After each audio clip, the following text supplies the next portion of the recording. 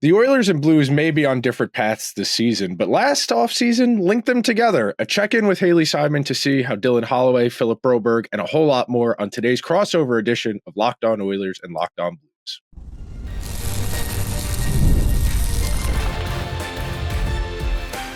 You are Locked On Oilers, your daily podcast on the Edmonton Oilers, part of the Locked On Podcast Network, your team every day. Hello, everyone, and welcome to this crossover edition of Locked On Oilers and Locked On Blues. Haley and I want to thank everyone who are making our shows their first listen of the day. They're both part of the Locked On Podcast Network, your team every day. Today's show is brought to you by FanDuel, where new customers can bet $5, and if you win, you'll score $200 in bonus bets. Download the app or head to FanDuel.com to get started. So, lots to get to, a whole lot of interesting conversation. There's also the Kasperi Kapanen of it all, which is something I forgot about when I was putting my notes together for today. So let's start here with the very important question. How are you doing today? I'm doing good. How are you doing today? I'm great. It's always good when you can get another host on to do this, to make the job a little bit easier and a little bit more fun, frankly. It's better than talking to yourself. Crossover episodes are a good tool to have in the toolbox. So let's start with the obvious, the big picture. The Blues are in a weird spot. Yep. They have several really good players. They have a weird group that's kind of old, but not that old. How would you assess the direction of the Blues more than anything right now? The direction is down. And I want to make this very clear that while there are some good players on the Blues, like a Robert Thomas, you could even go ahead as a Colton Parayko, and I'm being a little bit hesitant because he is older. The Blues just have too many older players. And some of the younger guys that they have are just not panning out. We saw them with the trading in Scott Perunovich to the Islanders. Again, players like Tyler Tucker are just not what you need defensively. So this team, it's not a playoff team, Nick. I know this offseason I was hooting and hollering saying, hey, we're going to be going to the playoffs. That is definitely not happening. It's weird because a lot of teams in their position, in a similar position, would have said, let's bottom out. A lot of teams would have looked around and seen what the Sharks are doing, what the Blackhawks are doing, to a lesser extent, what the Flames did last year, and said, we could get a lot for some of these guys, and we could really put ourselves in a position to start fresh and to put that next wave of young guys in a position to succeed. And instead, they've taken the path less traveled. Yep. It's weird. Yeah. I'm going to be honest with you. It is weird. Doug Armstrong is the type of general manager that is just so competitive with himself that I think for him, he can't face the reality that this isn't a playoff team. So he's still, in a really strange way, is striving to get there, which is why, again, with some of the trades that they made, I was surprised about that. I mean, trading Scott Perunovich for literally nothing, like a fifth rounder, I believe. You put Saad on not on offer sheets, on waivers, and he got picked up by the VGK. The things that they're doing don't scream to me, hey, let's tank, hey, let's rebuild. It screams, hey, let's get some more money, so some cap relief, so that way we can sign somebody, even if it's for a year, who knows, to help this team go to the playoffs. And I mean, you saw that with Sam Fowler. Oh yeah, I do recall that.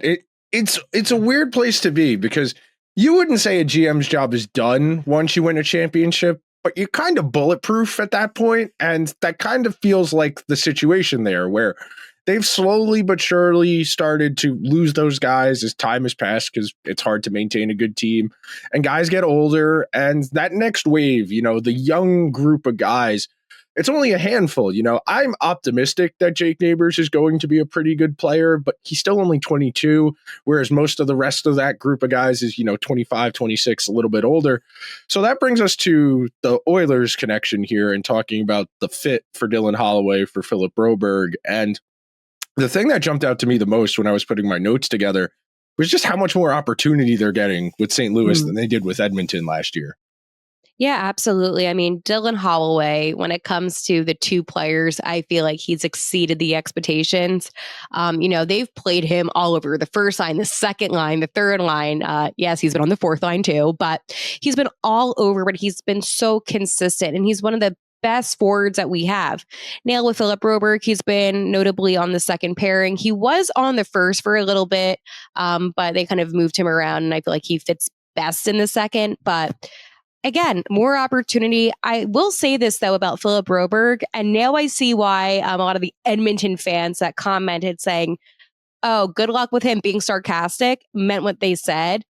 He isn't strong defensively. What his best assets are is that he's a good two-way player, so he is good offensively. But now I understand, after watching a lot of Philip Broberg, is that defensively there is still some things that he struggles with. Zone coverage, that's a big one. So I get it now, Nick. I was a little too excited, but now I see why that money was a significant amount of money for a player like him. But in terms of opportunity, yes, they are getting a lot more than in Edmonton. And the problem for Edmonton in this case, and the reason why, especially now that we know that there's going to be more money in the system with cap increases, the Oilers need that next wave of young guys to kind of augment the rising cost of their best players. You know, right now in what was Dylan Holloway's spot is Victor Arvidsson, who's really kind of had an up and down, inconsistent year, has dealt with more than one injury, has missed a lot of time.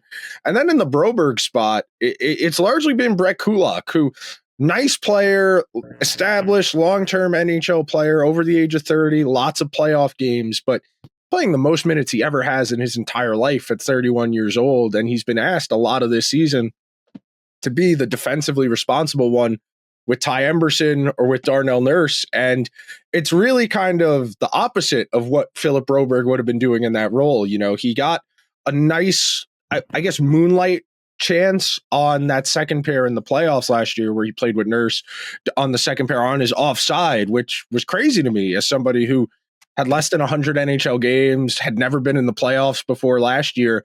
And they were basically telling him, hey, babysit the guy who gets $9.5 million a year on your offside. And it's, if nothing else, it's good for their careers that they're in St. Louis, because they're actually getting to play. I struggle to imagine Dylan Holloway playing 18, 19 minutes a night, ditto Philip Broberg on this Oilers team. The question that I do have for you covering the Edmonton Oilers is, it's out there that the Oilers are one of the oldest teams, player average wise, in the NHL. Does that concern you about the longevity of how this team can sustain their winning style? Let's go say. I mean, they did make it to the finals last season, and they're a cup contending team again this season. But let's go say 3 to 5 years down the line, do you still see this team being just as competitive? It's a great question. It's something I ask myself a lot, and I've done an episode, more than one episode this season on, because once you get past Connor Leon, Evan Bouchard, and even Hyman's kind of old at this point. Yeah, once you get past Connor Leon and Evan Bouchard, not a lot of these guys are going to be here long term. Most of their forward group is 1 or 2 year deals, because they're guys who've wanted to stay, who've taken a little bit less, like Adam Henrique, like Jeff Skinner, who hasn't really had a seamless transition either to being an Oiler. It's a fair question. I think the lazy answer and the easy answer is any team that has Connor and Leon is going to be competitive. It's just a matter of how competitive. And that's kind of been the story of their careers. You know, they were really, really good that second season McDavid was in the league. They went to the second round, and then they didn't make the playoffs for 4 years. It's really a good question, and it's something I think we'll talk about a little bit more coming up in our second segment, so be sure to stick around. Super Bowl 59 is here. One game, Eagles, Chiefs, rematch. And there's no better way to make every play more exciting than with FanDuel Sportsbook. Whether it's predicting the first touchdown, calling Super Bowl MVP, or even betting on the coin toss, FanDuel makes it easy to get in on the action. With live betting all game long, you can adjust your bets as the game unfolds and feel the thrill from kickoff to the final whistle. The live betting feature lets you stay involved no matter what happens on the field. The app is super easy to navigate. Plus, knowing that you can place a $5 bet, potentially win $200 in bonus bets for the Super Bowl, icing on the cake. Haley's Eagles, 1.5 point underdogs in New Orleans. I cannot wait for Sunday. If you want to get in on the action, download the FanDuel app or head on over to FanDuel.com to get started. Bet just $5, and if you win, you'll score $200 in bonus bets. It's FanDuel.com. Bet with FanDuel, official partner of Super Bowl 59. Thank you to everyone who is hanging out with Haley and I on this crossover edition of Locked On Oilers and Locked On Blues, continuing the conversation as far as the contender status of the Oilers. It's very volatile is the word I'll use to describe it, because once you start looking at the ages, it really does become a concern. Ekholm's over 30, Nurse is over 30, Hyman's over 30, Nuge is over 30. And then you get to the supporting cast like Adam Henrique and Matthias Janmark and Connor Brown. This is a really, really old team. And year over year, you can't expect guys to maintain what they are. And I think that's an interesting way to tie this back and circle this back to the Blues. What would you say is kind of the goal here down the back half of the season? You bring in a new coach midseason, and look, I think Jim Montgomery's a really good coach. I think anytime you can bring someone like that in, you figure it out later. But what do you think is the goal down the back stretch of the season here? I'm glad you asked that question, because this is something I talk about a lot here in Locked On Blues. And the goal is to maybe give some of the younger players a chance. And I'm talking about the guys in the AHL. Dvorsky had an incredible season so far with the Thunderbirds. He was an all-star. And I know that maybe he's not NHL ready, but this is not a playoff contending team. So let him play for a couple games, call him up, and let him kind of get a feel for things. Maybe he will surprise you. Maybe he won't. But at least it gives him something to work with. Same as Simon Robertson. I think for the Blues, you should sell. The deadline is approaching March 7th. It's almost a little bit over a month away. You need to sell. Relief cap space, period. Do not buy. Don't be crazy. You're not a contending team. And this offseason, when there's a lot of players, Nick, I'm sure that you're very well aware that will be free agents. And that's when you begin to buy. You don't do that now. You just sell, and hope that a team takes them. But for the Blues, there really isn't a good answer, because I know what Doug Armstrong's going to do, and he's going to do the opposite of what I just said. I know that's going to happen. He's going to push for them to go to the playoffs. I think it's foolish. I think it's stupid, because what's going to end up happening, and I hate to go in a little bit of a rant, but last season they were the worst team in the NHL. They got the 16th overall draft pick. Now, while I do like Adam Juracek, he did fall back just due to injury, but he's fine now.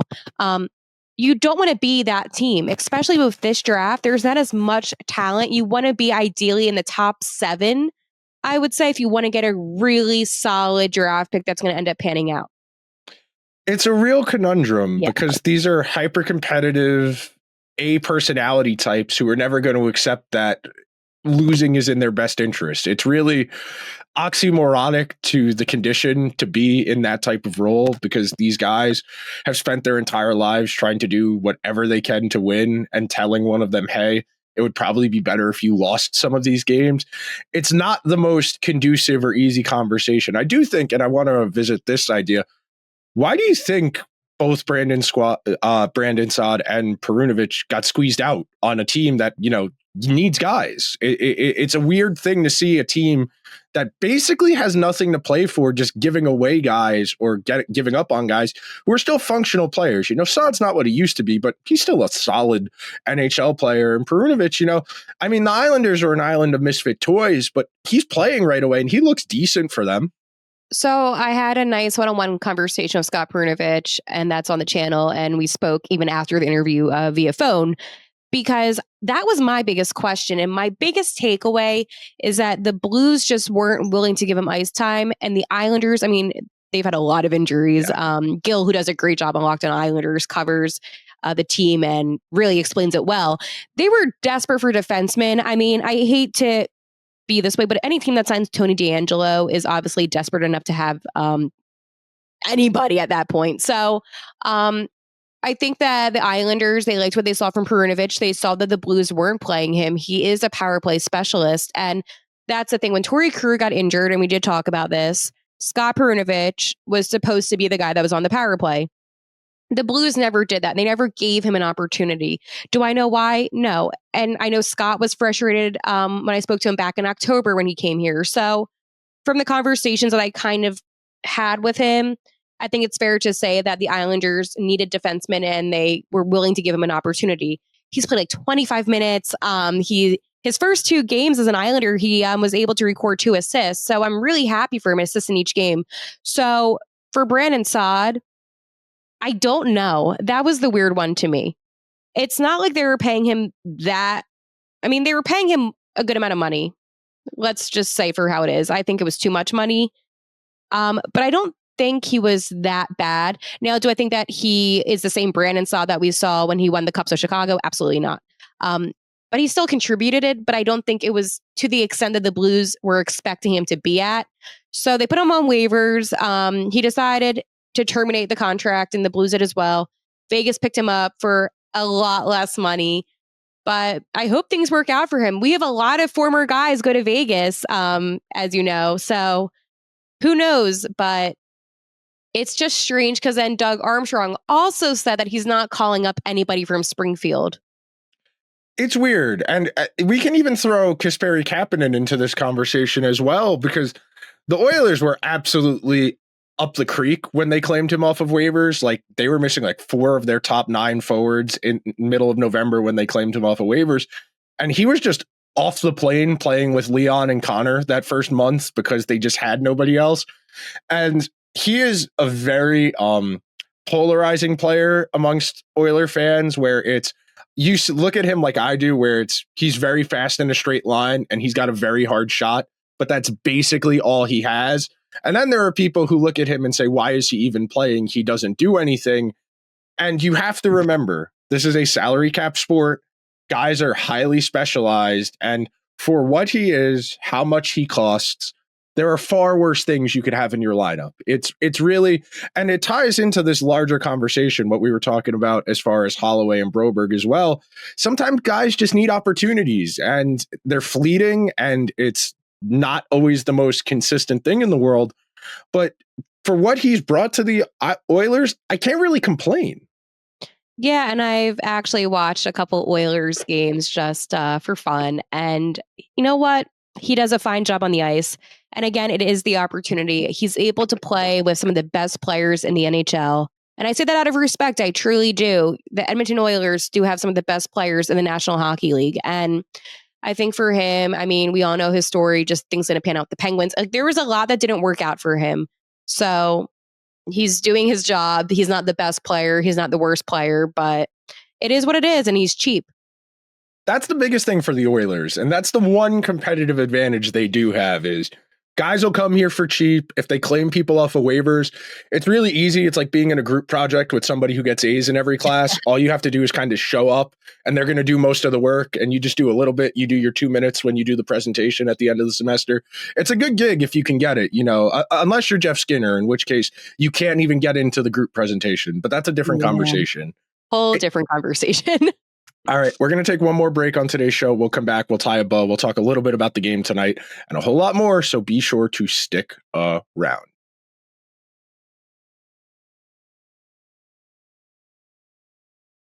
Thank you to everyone who is hanging out on this extra Tuesday crossover edition of Locked On Oilers and Blues. All right, it's a regular season game. These are non-divisional opponents. I don't particularly expect much from the Oilers. Just the Oilers for the last 3 weeks have given up the first 2 goals in every game, and some of the games they've come furiously storming back and won, like they did against the Wild. And then you have games like Saturday against Toronto, where you let Toronto get up 3-0 and you get it to 3-3, but you still lose ultimately. It's a weird, the Oilers have played a very weird brand of hockey for the last month. Yeah, well, let me tell you this little fun fact that might make you feel better. Before the win that the Blues had against the Utah Hockey Club on Sunday, the last win that they had was on January 20th. So yeah, it was an ugly 3-game homestand that they lost all 3 games. It's not been good. Like, this team can't score. They can't defend. The power play sucks. The penalty kill sucks.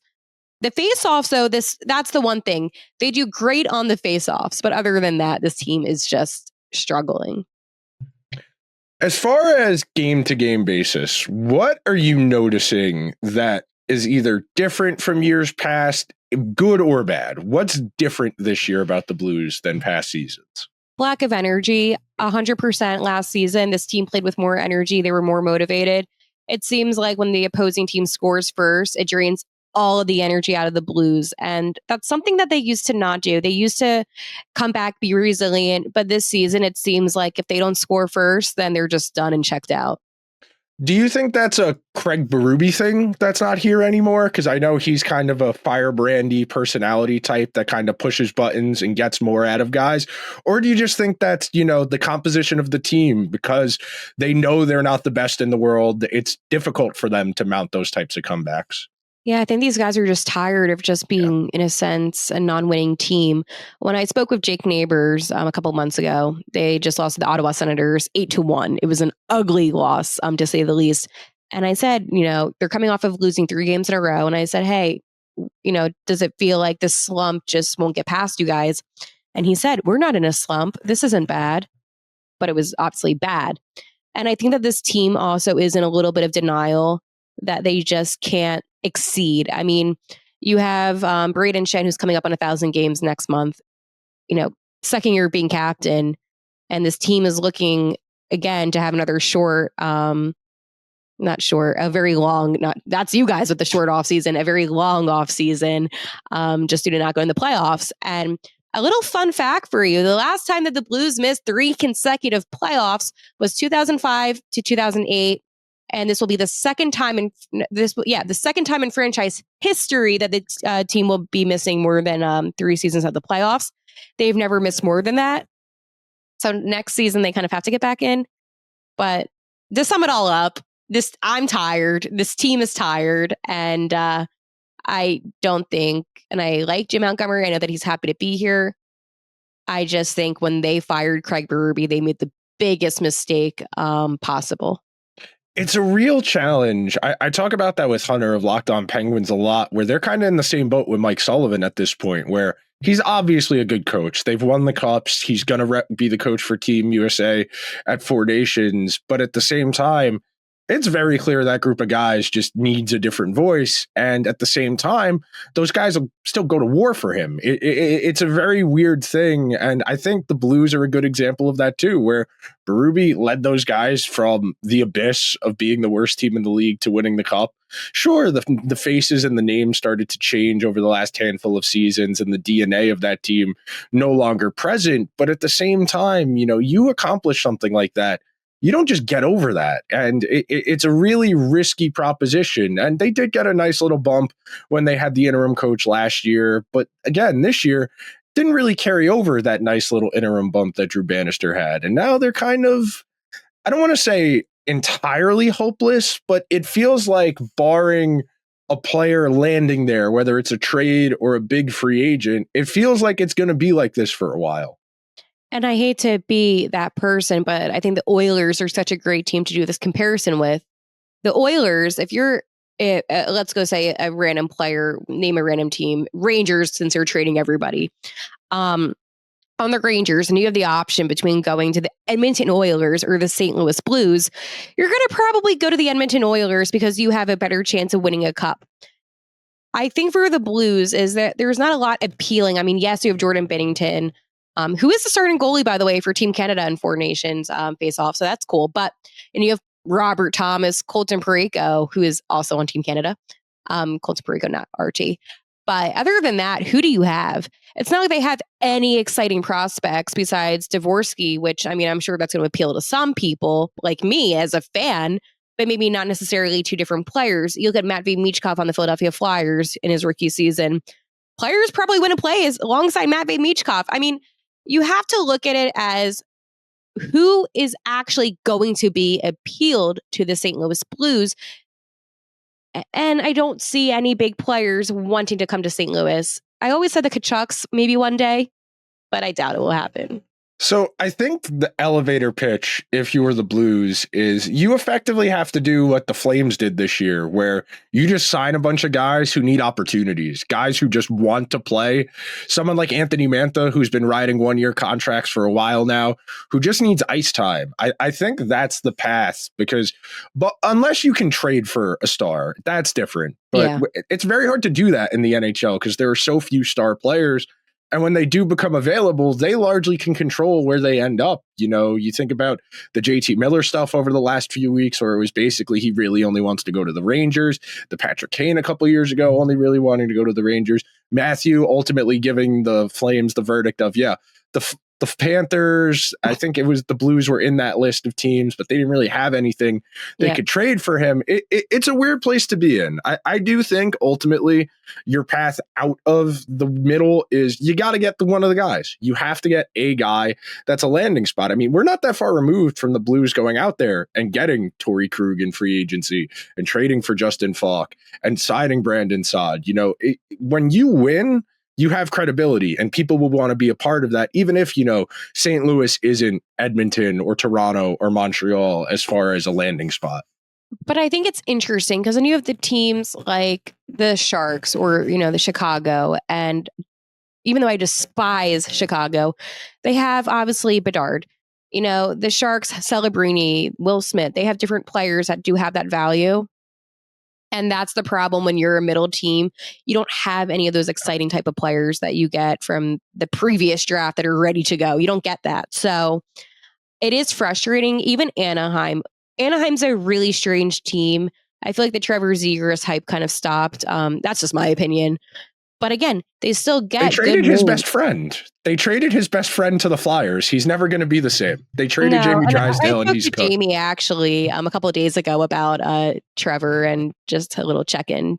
But it's just a very weird situation where the Blues just don't have a name. I mean, let me ask you something. Hypothetically, this is all hypothetical. Let's go say Robert Thomas was the player that I was trading. If you're the Oilers, would you be interested in him? Very much so. Robert Thomas is, I don't want to say an elite player, but a very good player, someone who on the fringe of representing Canada in international competition, someone I think can be easily a 70, 80 point forward on a good team. It's just a matter of the opportunity. And as a center, he probably has to shift to the wing if he were to play for Edmonton, but that's a really good player. The top 4 or 5 guys on that roster are really good. I really like Kyrou. I really like Robert Thomas.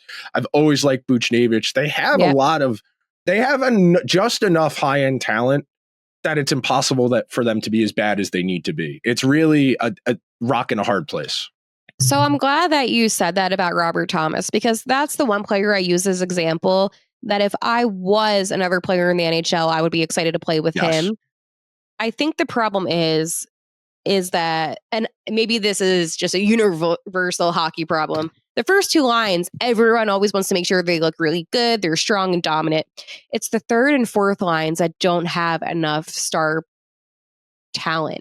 And I know that you're not going to sign a star player to play on the third and fourth line, but you do notice that. I mean, maybe not the Oilers, but just in general, some other teams, that you have a really strong first 2 lines and then the bottom 2, it's kind of like, oh, you're bottom 6. It doesn't really matter, but it does matter at the end of the day.